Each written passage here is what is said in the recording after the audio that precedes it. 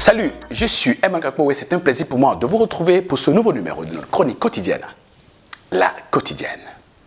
Le thème du jour, ne mettez pas de l'acide dans votre soupe. C'est quoi une journée? Une journée, c'est une recette. Excusez-moi de peu.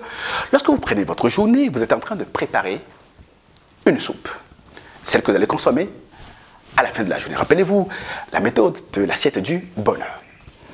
Donc c'est une journée, votre journée est une soupe que vous êtes en train de préparer. Et vous y mettez des ingrédients qui feront qu'à la fin de la journée, vous serez content d'avoir passé une bonne journée. Vous n'aurez pas de l'indigestion après avoir consommé votre journée.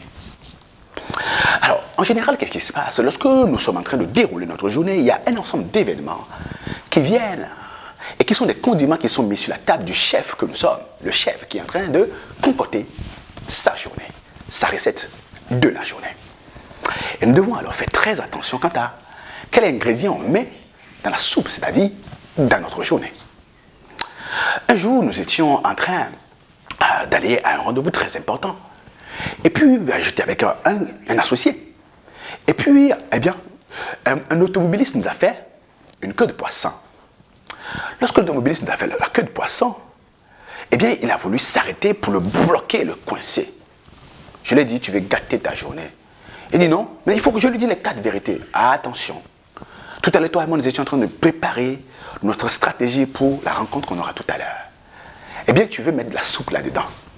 Tu veux mettre de la colère là-dedans. Tu veux mettre de la nervosité là-dedans. Tu veux nous faire perdre le fil. Est-ce qu'on peut revenir à ce à quoi nous étions tout à l'heure? Chaque fois, si vous savez, dans votre journée, il y a des mails violents qui vont venir. Il y a des provocations qui vont arriver, qui vont tenter d'aciduler votre soupe, d'aciduler votre journée, de rendre votre journée acide. Vous êtes le chef, vous êtes le cuisinier. Ne laissez pas ces événements, ne laissez pas ces provocations, ne laissez pas ces violences, ces véhémences-là rentrer dans votre soupe. Vous savez, la soupe, la journée que vous travaillez à avoir, c'est vous qui la préparez. Vous êtes le chef de cuisine.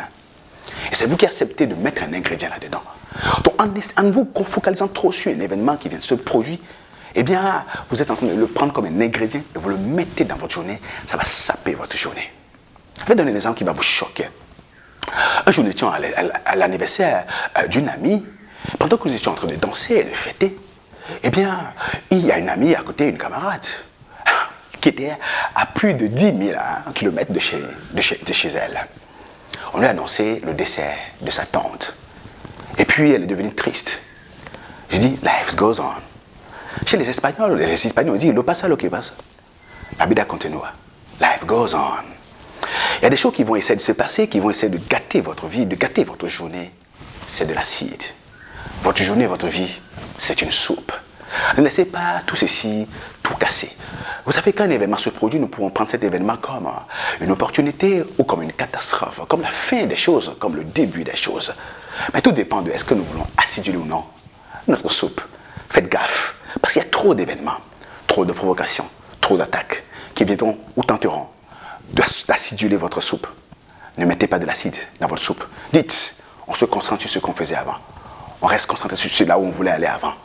Et car si vous ne faites pas attention, vous allez être distrait, vous allez retrouver la mauvaise passe.